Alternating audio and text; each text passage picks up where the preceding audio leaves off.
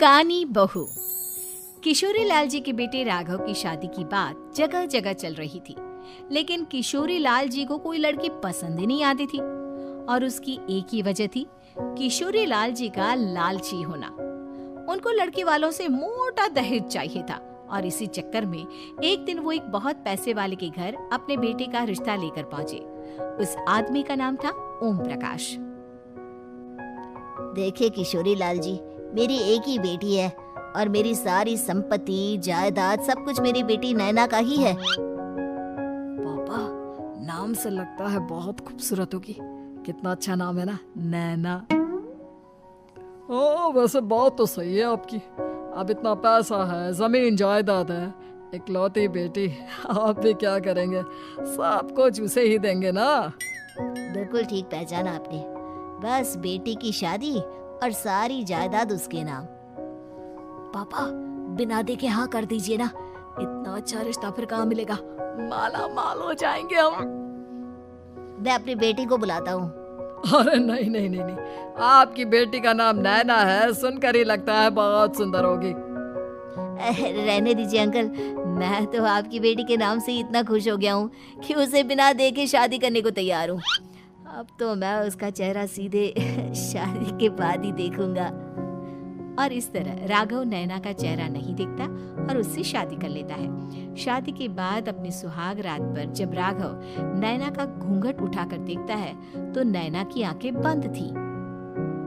कितनी खूबसूरत हो तुम नैना, जरा अपनी आंखें खोलकर मेरी तरफ देखो तो सही। नहीं, मुझे शर्म आती है।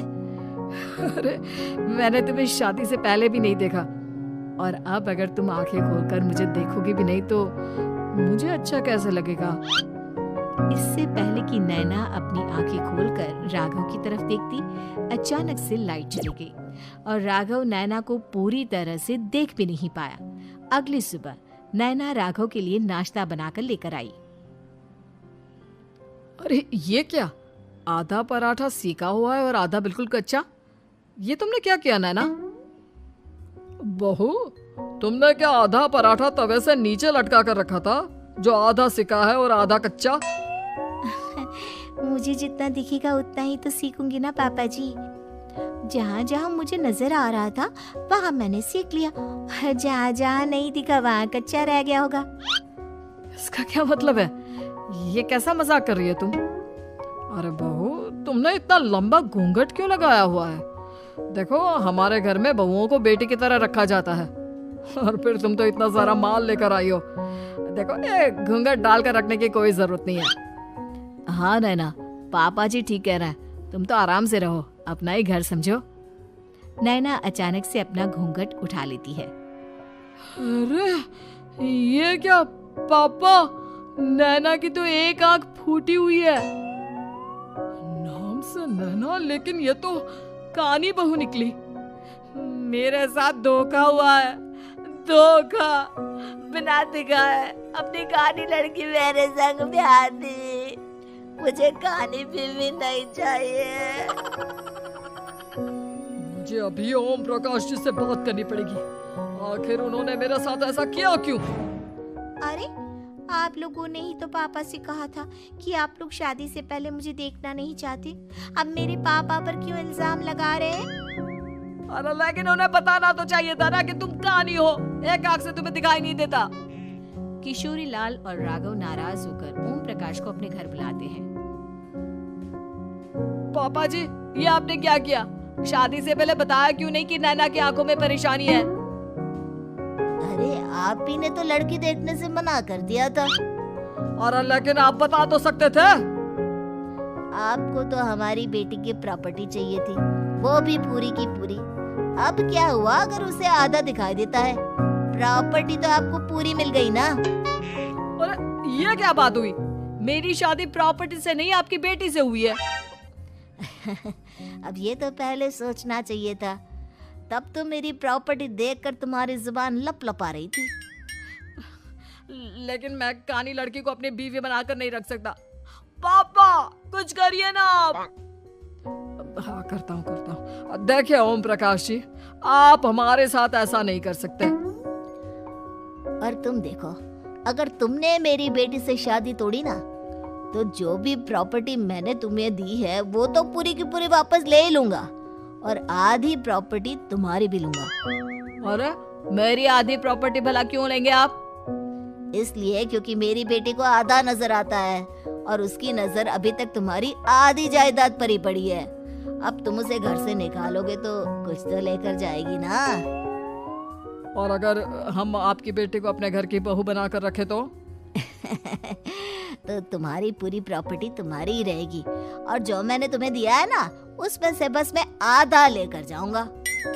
अरे लेकिन अब आप अपनी दी हुई प्रॉपर्टी में से आधी वापस क्यों लेकर जाएंगे? अगर मैं आपकी बेटी को अपनी पत्नी बनाकर रखने को तैयार हूँ तो?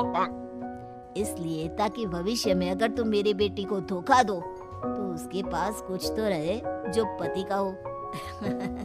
वैसे मेरे पास तो बहुत कुछ है, लेकिन अपने पति की कोई निशानी तो उसके पास होनी चाहिए ना। अब अगर तुमने मेरी बेटी को कानी कहा तो तुम्हें प्रॉपर्टी भी कानी ही मिलेगी, पूरी नहीं। जमाए राजा। किशोरी लाल और राघव समझ चुके थे कि वो पूरी तरह फंस चुके हैं और अब उनके पास वहां से निकलने का कोई चारा नहीं है। अब समझ में आया ना, लालच बुरी बला होती है। एक तो तुम्हें प्रॉपर्टी मिली, ऊपर से बीवी मिली, उसमें तुम्हें नखरे भी दिखाने हैं। आए बड़े, चुपचाप बैठो दोनों। कुछ दिनों के बाद नैना राघव की कार लेकर बाजार घूमने निकलती है और जब कार लेकर वापस आती है, ये क्या? एक तरफ से मेरी गाड़ी पूरी खराब हो चुकी है। लगता है तुमने मेरी गाड़ी को किसी दूसरी गाड़ी के साथ एक्सीडेंट किया है। अरे कितना बड़ा नुकसान कर दिया तुमने बहू। क्या है ना पापा जी, मुझे एक आंख से दिखाई नहीं दे रहा था, सामने से गाड़ी आ रही थी। मुझे तो सिर्फ आधा ही दिखाई दिया और वो गाड़ी मेरी कार से रगड़ते हुए निकल गई। अब मैं क्या करूं बताओ? आप इसे ठीक कराने के पैसे कौन देगा? तुम्हारे पापा। तुमने मुझसे इस तरह से बात की? अभी रुको। नैना राघव की शिकायत ओम प्रकाश को कर देती है। देखो राघव, अब जो मेरी आधी प्रॉपर्टी तुम्हारे पास थी ना, उसमें से आधी और मैं लेकर जाऊंगा, क्योंकि तुमने मेरी बेटी को डांटा। अरे नहीं पापा जी, गलती हो गई, माफ कर दो। गलती की तो कोई गुंजाइश ही नहीं। अगली बार मेरी बेटी को डांटा तो बची हुई आधी में से आधी और ले जाऊंगा। लालच के चक्कर में हम दोनों ने बहुत बड़ी गलती कर दी बेटा। एक तो तुम्हें कानी बहू मिली और ऊपर से जो माल मिला वो भी काना। इस तरह राघव की हर एक गलती पर ओम प्रकाश उसकी प्रॉपर्टी का आधा आधा हिस्सा लेकर अपना सारा माल वापस ले गया और राघव को कानी बीवी से काम चलाना पड़ा। भाई लालच वाकई में बुरी बला है।